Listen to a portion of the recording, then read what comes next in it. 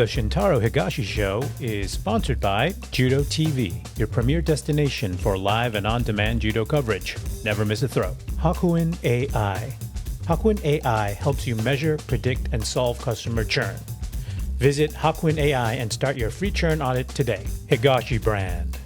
Train hard, live strong, wear Higashi brand. All right, everyone. Welcome again to the Shintaro Higashi Show. With David Kim, we have a very special guest, Michael Darda. I've known him since he was a purple belt. I was a white belt. He's currently managing director at Roth Capital Partners. He's chief economist and macro strategist there. And he's a regular guest on things like Bloomberg, CNBC, and Fox Business. So you may have seen him if you follow the financial markets there. But he's also a black belt in Jiu-Jitsu. I know at the very least, he's a silver medalist at Masters Worlds back in 2021. I think you were there with Mike. That's right. Our mutual friend, Mike. Our nickname for you was Captain America to mix metaphors or mix our references because you fight for truth, justice, and the American way.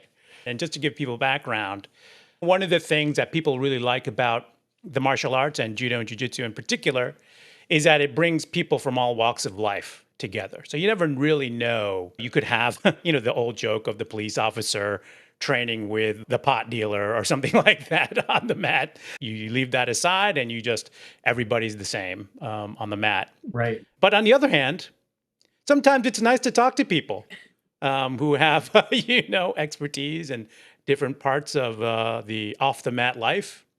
And it's really, I think, interesting to bring those things together. So that's why we brought you on, Mike. So I'm so happy that you're here. Happy to be. So the first question, I think, is how did you find jiu-jitsu? A macro economist. I think you spent a lot of time in the Wisconsin legislature before, sort of coming onto the street. So where did you stumble onto jiu-jitsu? Yeah, so my wife and I were living in Norwalk, Connecticut. And I have to give her credit. She found Marcio Stamboski, Gracie Sports, and she took me to my first class with Marcio. And the genesis of that, I think, was like how a lot of people find jiu-jitsu.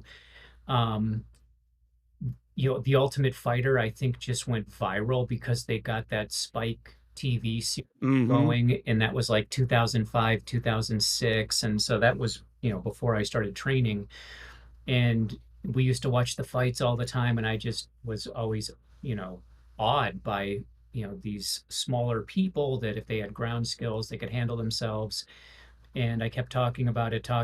Finally, my wife is like, listen, there's a place right around the corner. This is in their first. I didn't know this. This is the first time I'm hearing this story. Yeah. So, and this was not, I think when you started, when I was a purple belt, we were at the new location, and they have a bunch of locations now. But at the time, the first location was, I think, on like Main Street or something behind a steakhouse. So, the basement spot. Yes, the basement. I never trained there, but it's legendary. Yes, the legendary basement spot. So my wife took me over, and we just started together. Mostly we were just doing private lessons, but then I would go to I think one public class a week, and I would get so beat up and gassed out and tweaked and contorted that it would take me a week to recover. So that's all my body could really take. When I first started as a white belt, it's like one private where Marcio would try to correct all the dumb things we were doing, or me in particular, and then I would do one public class, and then that was it. But that was enough to keep me going, at least in the early days. Oh, that's old school too, because that was like you had all the old school guys just, putting the hurt on people. Right. I have to give Marcio a lot of credit here because, the privates were fantastic for, that like fundamental skill development, and the one-on-ones were so good for that. But I remember asking him, like in my early days, like, what is the best way to learn jiu-jitsu? Like, is it just privates? Is it the open public classes? Is it both? And he always said the group classes are the best way because you need to have those different body types that, and different skill levels to progress. And that's not in any instructor's financial interest to tell a student that the group classes are I mean, Yeah. you probably have on your show talked about the Yeah. controversy with, I guess, this guy Moneyberg or whatever. We haven't Oh, yet, okay. actually. We haven't. I'm not sure we will, because I So, think a lot of people are being free with their opinion about it. right, But yeah, go exactly. ahead. But, suffice it to say, um, there are folks that just do privates, essentially. That's Yeah. all they do because either it's the time or they're worried about getting hurt. I kind of call this Hollywood jiu-jitsu, so Yep. a lot of actors and actresses that get into it just do the private lessons, but you don't develop in the same way because you don't get the practice against different body types and skill levels that the group classes can afford you. And so, it was uncomfortable to, I wanted to just kind of recede into just doing the privates with who I knew, and that was it. But, Marcio gave me the right advice and on that score, and we kept going with it. So Yeah, I would say you took it to heart, I just did. given your current lifestyle. Well, now, Because I yeah, know you now definitely it's a you definitely train a lot. well, but now I think it's also a matter of, having been involved in this for 15 years, also kind of knowing how to stay safe in a public setting with a lot of different bodies and skill types. And you sort of, I'm 51 years old, so, and I've been through my, you know, you know, handful of injuries. You and I share a similar surgery with the neck. Yeah. And so, we have to pick our training partners pretty carefully. And so I don't have any problem doing that. And you just kind of learn how to navigate that after you get hurt enough. Yeah. Yeah. I know one of the interesting things is you just for work and things like that, often you're on the road. We were just talking about how you call a few places home, depending on the time of year. So how do you manage that? Because you're splitting your time between Florida, New York, other spots when you're talking to clients and stuff. So how do you handle that? Yeah. Well, I used to be on the road a lot to see clients pre-pandemic. And at that time, we were just living in Norwalk. So I Mhm. managed it through a combination of doing privates and then doing the group classes when I could. Now it's a little different in that I'm on the road not as much in terms of business, but we spend about 8 months a year in Naples, Florida. So that's kind of, home. And then we Mhm. bounce around between New York City and Martha's Vineyard 4 months out of the year. And so I have training spots and all of these, and you get to know people. So um, so it's different, but you just kind of make each geography your own, and you hope to meet good training partners that you learn things from, and vice versa. And I'll have to say, I feel like I've been super lucky in that regard. I mean, I've just met some incredible people that I enjoy training with, that have taught me a lot, that I have fun training with, that I feel like, with all the injuries I've had, I can get good training and kind of like, navigate in a way that works for me. So it's been good. And then, I'm sure you've experienced this as well, but you get to a certain level and sometimes you're just the highest ranked person in the academy that day. You might have to run the class or run part of the class, or, even if Right. it's the instructor, they might say, David, we like your judo. You did this throw really well. Can you show the class? And so then, you kind of step into that role, which has, been fun as well. So let me ask you this. Let's start smearing the lines between your professional and personal life. So one of the things that I think all investors are looking for, they're looking for that like asymmetric risk profile, that low risk, high reward situation.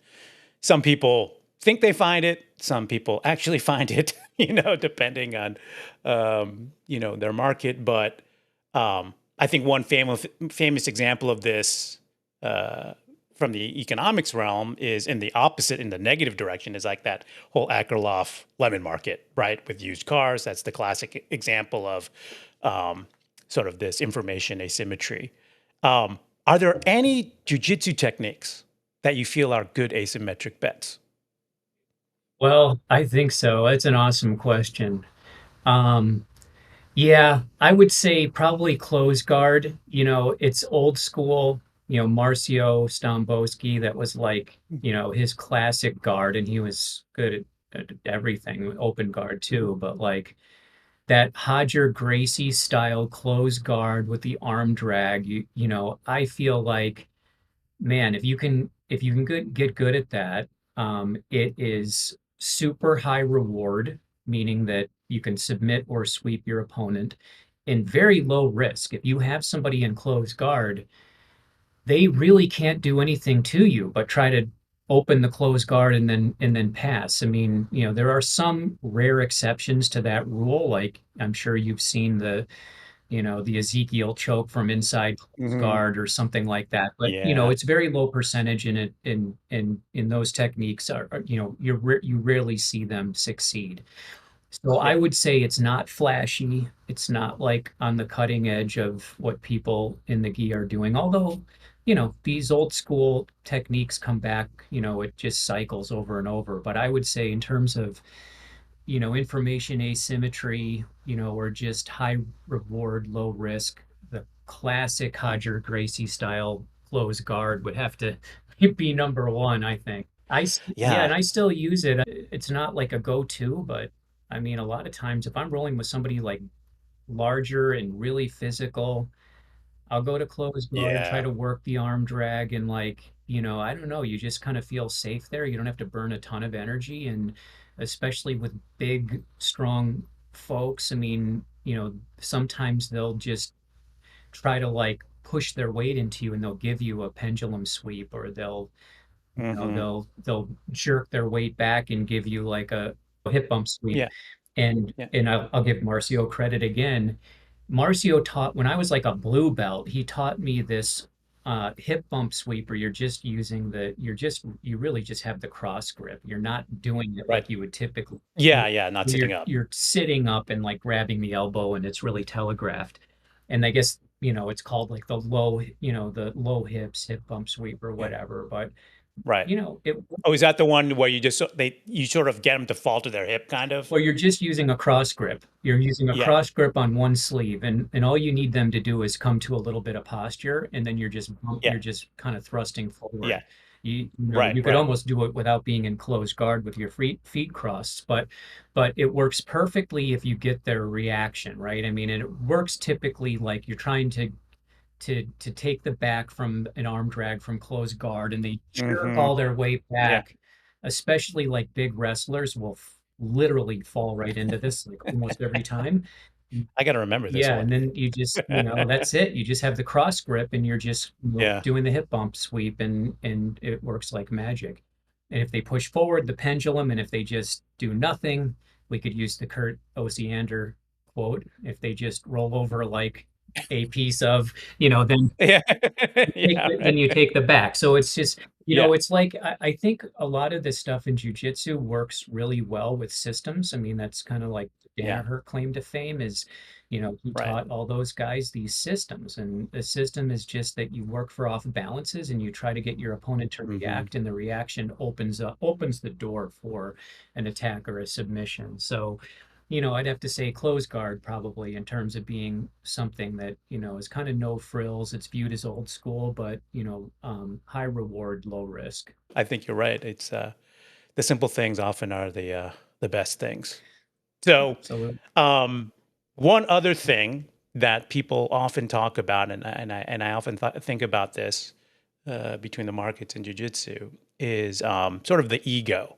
People always talk about ego in jujitsu, and being wrong, right? Yeah. And so the whole idea here is that people always assert this, that for jujitsu, it's sort of like a ruthlessly concrete activity. If your timing is wrong, or your perception is wrong, or your decision making is poor, like you will immediately find out that you were wrong in one of those areas, right? For sure. And I think that's why people like to say it's a check on the ego and it's healthy. And so I'm wondering for you, what do you think is a harsher taskmaster, the mat or the market? They're they're both humbling and humiliating in their own ways, for sure. And I think there's a lot of similarity and a lot of parallels there. Um, you know, the ego can get you into a lot of trouble in finance and trading. I mean, this is happens to a lot of retail investors where, the old adage that, the retail investor will sort of get swept up and buy really aggressively at the top. And then if things go down a Yep. lot, they sell everything at the lows. And that's kind of the exact opposite of, What you the want to do. magic of, buying of dollar cost averaging and, Right. buying loans in or and selling high, or at least, averaging in. Um, in jujitsu, the ego is a constant battle because we all have some ego, or we wouldn't even care about training. I mean, you wouldn't even get out of Right. bed to go to the academy to improve yourself if you didn't have any ego or any expectation for yourself. But where ego can get you in trouble on the mat is, it might be time to tap out. Are you going to fight through that submission too long? And now I think you probably deal with this as well. Having gone through I had a 2-level cervical disc replacement, C5 and 6, C6 and 7. I think you had the exact same Exact operation. same. Yep. I feel really good right now. The training's been good. And, we both probably get caught in the occasional, cross choke or guillotine or whatever. And you're feeling good, and it's like, well, I could probably defend this for a while, or should I just preemptively tap? And like, there's no rule about that, but you do have to be more conscientious in terms of, okay, I'm not going to just try to fight this out and put myself in a potential, injury. It's like asymmetric risk the other way. Exactly. Kind of, So, right? but it's a fine line because you're feeling good. You want to be able to train. You want to be able to try to defend a little bit, but like not to get caught up in an ego war where it's like, oh, I'm in a bow and arrow choke. I'm not tapping to this. I'm going to fight it out. And Yeah. you have to know where that line is. And I think with a higher level, if you've been at this for a while, that should be a lot more obvious. But when in doubt, it's better to just swallow the ego, tap, and keep training. Another relevant recent example of this for me is that I got taken out for 3 months with a staph infection this year, and now Oh my God. Yeah, yeah, that was gruesome. Yeah. and now we're hearing these stories, terrible story about Ben Askren, who had a double lung transplant and was really fighting for his life. And I guess that was also from a staph infection. So these things can be really nasty. But the point being, in terms of ego and jujitsu, right before I got taken out this year, first 3 months of the year, we were doing a lapel guard uh, for two months at my home gym in Naples, Florida, Evolution MMA. Denelson Pimentas, who gave me my black belt, he's our head instructor for jujitsu, and he was taking us through worm guard and some squid guard and stuff like that. And I realized, like, oh wow, I bought this Keenan Cornelius lapel encyclopedia in 2019, right before the pandemic shut down I jujitsu. don't think you're alone. I don't think you're And alone. I never watched a minute of it. Like, I just had it. And it was like, I think it's like a partially decommissioned website now or whatever. Yeah. But Yeah. um, when we went through that little mini course in Naples, then it really just sort of like got my interest going. So then I watched the whole uh You're one of those I guys just went through now. the whole course. And then, and the point here is ego and jujitsu. If you're going to add something new to your game, you're really going to try to implement it. Like, you're going to fail a lot. Even if you're a black belt, like, even if you think you're good, you're still going to fail because you're not going to automatically just be Keenan No. Cornelius with lapels. And for Mhm. me, like, I like the lasso and I like, different spider guards and I like grip based guards. And so, this is something fun to play with, but, you know, I mean, you have to realize it's not gonna work, especially at the higher levels when you're rolling with people. And so if somebody passes you, submits you, like, who cares? It's training. Just keep going and try to get better. And I was just starting to have so much fun with this, and then I got taken out for 3 months with this staph infection, and Right. now I've been back to training since April, and I'm just like trying to work it. And especially when I come here to, New York City and train, I train at Marcelo Garcia Academy in the morning. Um, you know, some days we'll have a bunch of black belts my size, and I'll try to do it in every role. It might fail in every role, but if I feel like, well, I'm getting to the position, or maybe I get the occasional sweep, you have to just kind of grade yourself on what am I trying to accomplish here, and not worry so much about the ego. Like, sure, we could all go into the gym and just play our A game all the time and try to never give up an inch, never give up an advantage, never give up a point, try to avoid getting submitted. That is not, in my opinion, a way to progress in the sport. Even if you don't compete, I don't think that's a way to enjoy the sport. So, now it's easier said than done, because maybe you're trying to implement something new, and you're trying to work warm guard or squid guard, and you get smashed in like four rolls in a row. You're like, what am I doing? you know I mean, Yeah. then maybe go back to something. I make a career of that, Yeah, Mike. I make a but career it's of that. okay. Like, it's just training. I mean, you're not getting paid for it, you're not doing it for a medal or. Well, this brings on another question because we're both the same age. And, I'm sure when you started, you were a different person, you know. Well, knowing you, you're probably in better shape than you were when you started. When did you start? How old were you when you started? I was 37. I started in 2011. Yeah. um, and and so, I actually, So a young man. yeah, yeah, I mean, I look back at that and think, yeah, I was a young man, but I was actually pretty close to 200 pounds. Like, I walk around at 155, 157 now.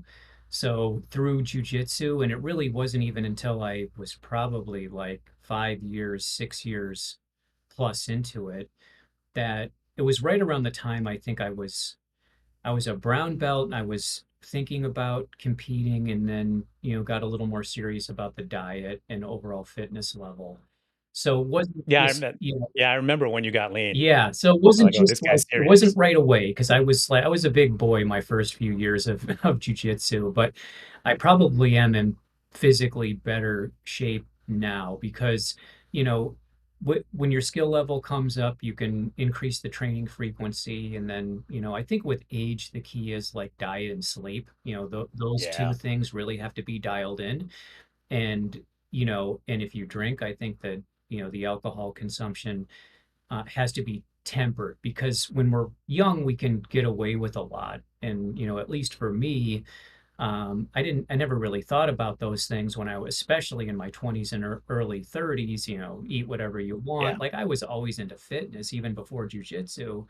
But, when you're older, especially when you're asking your body to do a lot and train at a level of intensity, you need the sleep, you need the recovery, you need the food, and so anything that interrupts that can be a problem. But I feel like I kind of hit my stride really in my late 40s. So this is before my neck injury, before the staph infection, or any of that. I had my little run at Masters Worlds at brown belt in 2021. So I was 47 years old that year.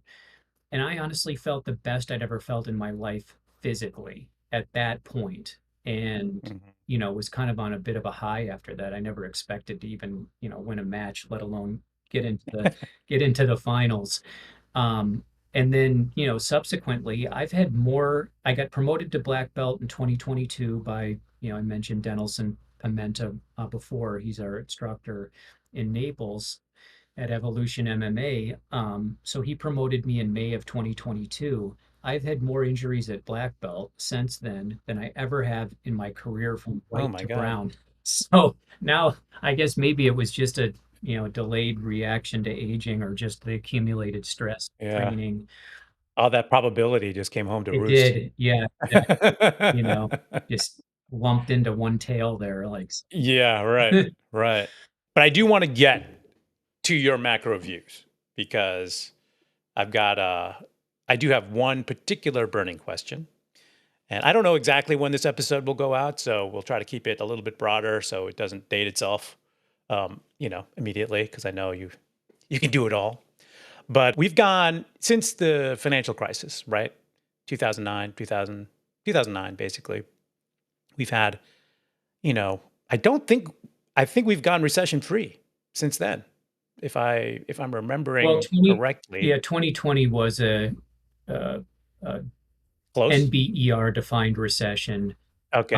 No, it was a real recession, and it Uh, was recognized officially as a recession. It right. was also the shortest recession in history. It was really only Right. 2 months, March and Yeah. April. But it was real in the sense that the economy fell so hard, so fast in those 2 months, even harder and faster than at any month during the Great Depression. That one Right. of the 1930s, the Right. two in the 29, 33, and then 37, 38.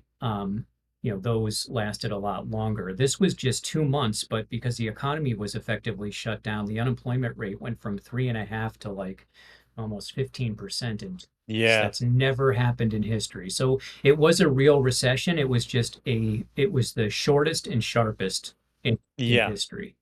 Right. But the thing that I've been trying to figure out is how have we avoided it this far? Because like the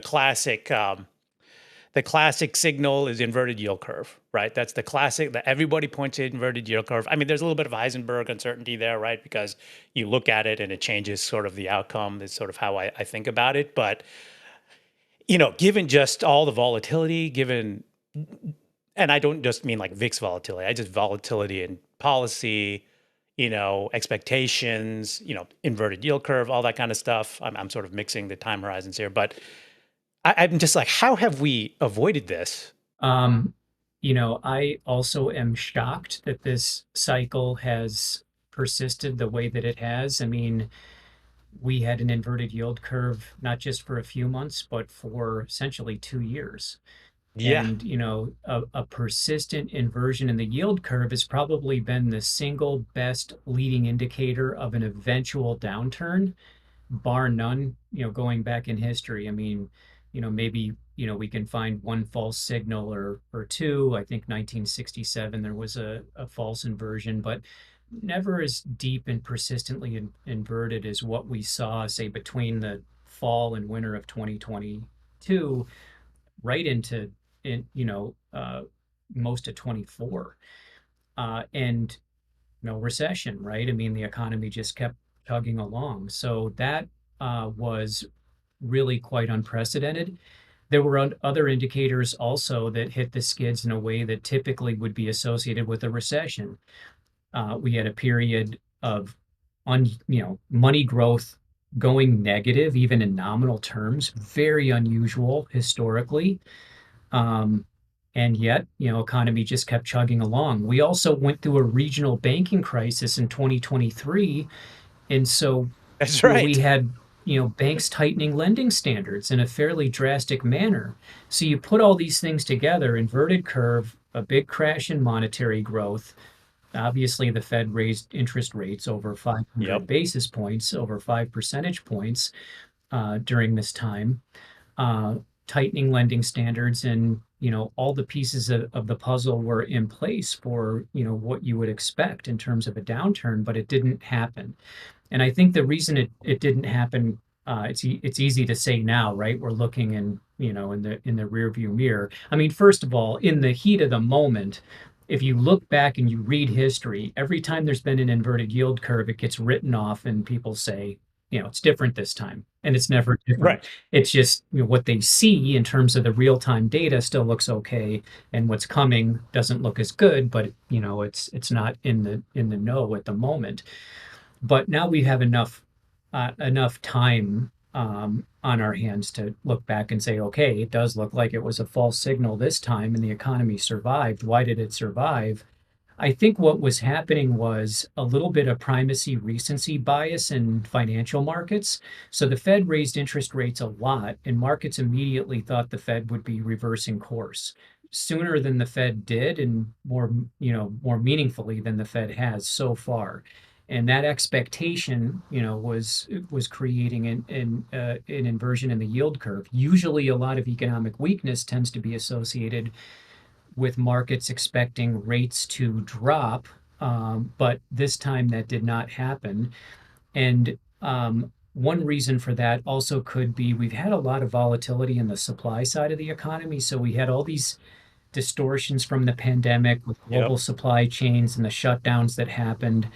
We had a 2-year period where productivity growth was negative from late 2020 to the end of 2022. And so just as the Fed, was raising rates dramatically and inverting the yield curve, the supply side of the economy turned back on. And I don't want to get Mm, too into the weeds on this, but I think what probably happened from a theoretical standpoint was the short-term neutral interest rate was just temporarily elevated. Some of it was because of a strong cyclical recovery, that's demand side, high inflation, yep. and some of it was the supply side of the economy coming back to life. And so that meant that the Fed needed to raise rates a lot, up above 5% just to stop the overheating. And that wasn't enough to actually crack the business cycle and start what we would think of as, a recessionary period. So if you look at, you know, nominal and real growth, nominal growth was going at a double, so that's real growth plus Yeah. inflation. We had double digit 2 years of double digit gains. You won't see anything like that since the high inflation of the 70s and early 80s. And then nominal growth started moderating, in 23 and 24. Real growth was very weak in 22 and then picked up in 23 and 24. Nothing else can explain that but a positive supply side shock with tighter monetary policy, right? So with a supply shock, real and nominal variables go in opposite directions. And this is, we don't even have to use your fancy math here, David. Just supply and demand diagrams will do it for us, right? You shift the Right. There supply we go. curve, and prices and quantities are going in opposite directions versus a demand curve shift. And so it sounds like a bunch of mumbo jumbo, but we actually have the data now to prove that this is what was happening. The real economy picked up on the back of a stronger supply side after 2022, and the Fed successfully moderated nominal growth without crashing it. They pulled off something we have not seen since the early 1950s, which is an immaculate disinflation. We came out of a period of near double-digit inflation to sub 3% inflation, with the unemployment rate staying at low levels instead of shooting up in a recessionary manner. Unprecedented outside of, the early 50s, and that was a pretty different environment than Oh what we're yeah. dealing with here. And I'm happy to go into those differences and some similarities, but this is really pretty much unprecedented in terms of the Fed hiking rates as much as they did to try to restrain very high inflation and coming out of it with full employment and so far no recession. Yeah. I mean, it does sort of feel like we got lucky though. Very, very, You know? yeah.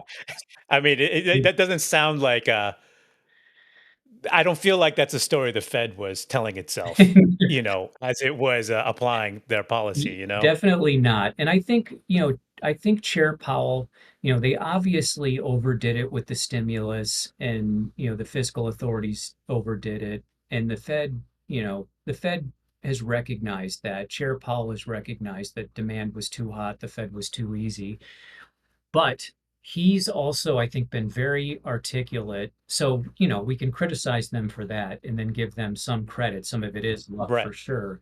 But he's been pretty articulate and accurate, I think, on this, which is that there's been some good fortune to have, the supply side pick up. So not just productivity, but we had really rapid immigration growth, legal and illegal immigration, at a time when the labor market was overheating.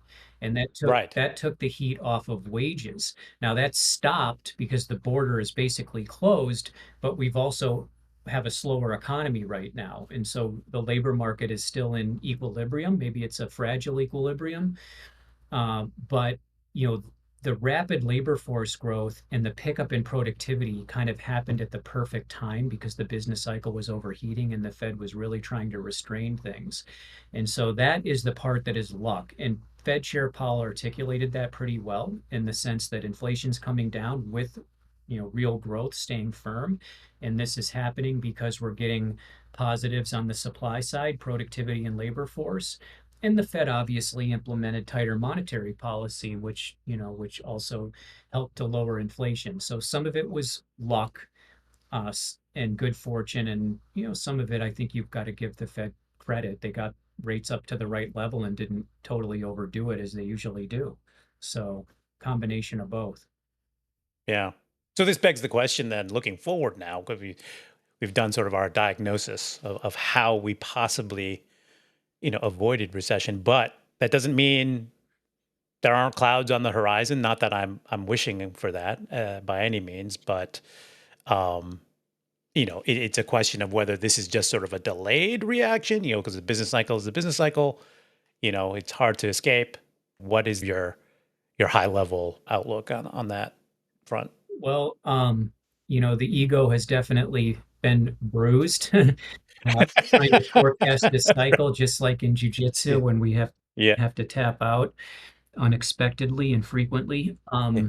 So, I hesitate to be too confident in a projection here, but you know, I can tell you that at least for the first half of the year, we are seeing a slowdown. So we're getting some volatility on the supply side now, but with a headwind rather than a tailwind. So these Right. tariffs that have been implemented and announced, the effect is to raise inflation and to weaken real growth. It's just a classic first Yep. supply shock. And so for the first half of the year, real growth ran just over 1%. And that's after a 2-year period where we were pretty close to 3%, which is an amazing streak Yeah. of strong for a developed economy like the US with not Yeah. demographics. That's one hell of a run rate for 8 quarters. And even nominal growth has fallen off, and the composition of nominal growth has become less favorable. More of its inflation, less of its real GDP for the first half of the year. Again, classic signs of an adverse supply side shock or a supply side disturbance. And so this is just the tariffs coming through. Now, the financial markets, rightly or wrongly, are extremely optimistic that this is all temporary and that, once the tariff disturbance dissipates, it's going to be off to the races again. And everything Yeah. that, Free sailing, right? yeah, and right, because we had, this fall in the S&P between February and early, like the first week of April, we fell almost 19% in like less than 2 months. And so it wasn't a huge fall, but over a period, fairly short period of time, it was a meaningful drop, completely reversed, right? Completely Yep. reversed. And so markets are very optimistic that even with the tariffs that have been announced and imposed, that this is just going to be temporary dislocation. It's not going to be something that is going to be a meaningful drag on growth for an extended period of time. And also that it won't lead us into a recession scenario where profits drop a lot, the unemployment rate shoots up. That might not be correct, but at least for now, that's what markets expect. And I think it really comes down to whether the Fed can continue to get lucky here. Yeah. They cut rates a percentage point last year, and then they Mm-hmm. stopped. And it seems like deja vu because we recently got some soft jobs numbers. And so now markets are expecting the Yep. Fed is going to cut rates again in September on the 17th. Well, they started cutting rates last September, and we had kind of a job scare last summer as well. And so it kind of feels like deja vu again, and markets are just kind of comfortable that the Fed is going to be able to, to keep the soft landing going. And, I hope that that's the case. I was pretty skeptical on this whole AI thing. I thought that it was a little bit overbaked and overhyped, but I've kind of changed my view on that, just through my own experiences using it. And so it could be that once we get through these tariff shocks, that, productivity is going to be pretty good for a while. And that could really carry us. So markets are optimistic. They might be a little overvalued here, but they might not be wrong either. And I think it's important to at least acknowledge that. So, and that's after 2 years of trying to figure out why the business cycle didn't fall apart. So trying to come at this Well, with a level of humility. You're just coming back stronger, my man. I'm up to my eyeballs in the AI stuff these days, so I will definitely follow up with you on that, Yeah, because it's a puzzle right now when you think about the economic impacts. it Um, is. Yeah. Last question for you, because you are one of these guys, I think you represent something that a lot of people search for, I think, and maybe never find in their profession, because I think people are looking to live more integrated lives these days, where they're not like a different person at work, a different person at home, a different person at the golf course, or like, you know what I mean? Like, everybody's got their different facets of their personality. And you found a way to sort of bring jujitsu into your professional life. I've seen some of your notes, and many times there's a section, about jujitsu and about your experiences there. So I'm just wondering when you started doing that, because when you're sending out research notes and talking to clients and that kind of thing, there was a time where I don't think people would really encourage you to do that. Yeah. I don't even remember the exact date that I started to share the martial arts experiences, but I think it was before the pandemic, probably around 2017 or 2018. And the way it started was I used to publish these Q&As for clients. So if I had written something or if I had just gotten a bunch of emails or calls from clients about a certain market event or macroeconomic piece of data, I would, I would do a Q&A just so all, without anyone's name on it, but just to represent the questions I'm getting and the answers that I would fashion and share it with all the clients. And then at the end of the Q&A, I would make up a question that wouldn't come from a client, would just be me, but it would be presented. But everybody else thought it was from a Yeah, client. yeah, I think they caught Planned. on pretty quickly that there's no client asking about MMA and jujitsu and stuff like that. And and so I would put charts and I put charts in all of these notes. And so then I think I would put like a photo, maybe a training photo or something in, or I started to do that.